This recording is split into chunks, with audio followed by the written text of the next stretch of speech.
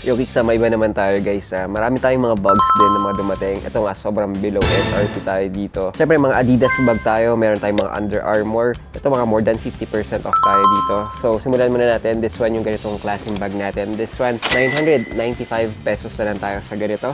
Sheesh! Ito guys, okay na okay din yan. Mga budgetarian tayo ng mga bags.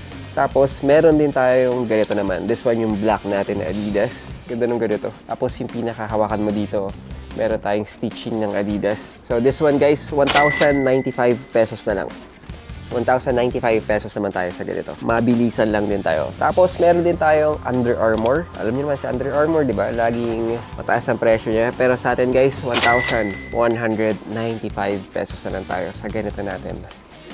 Okay, sa mga nagbabalik eskwelahan dyan, and syempre habang hindi pa masyadong feeling ko sem break yata ngayon, summer break. Pero ngayon guys, pwede na rin, lalo na kung mga mag-outing kayo, okay na okay din.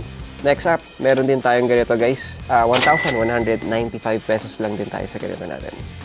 This one. And syempre, ito guys, unahan kayo dito. Isa sa mga pinaka mabenta sa amin, yung ganitong bag natin.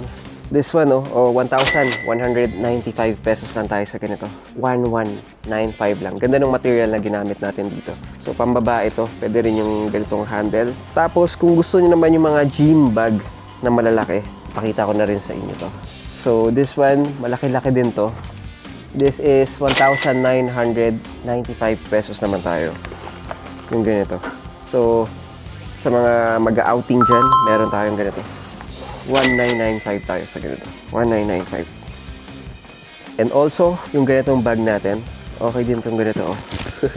1,295 tayo sa ganito. 1,295. Yung mga gym bag natin na ganito, marami ka na malalagay. 1,295. And meron din tayong isa pa, yung ganito namang style natin na black naman. 1,295 din. Yung ganitong colorway natin. This one. Grabe.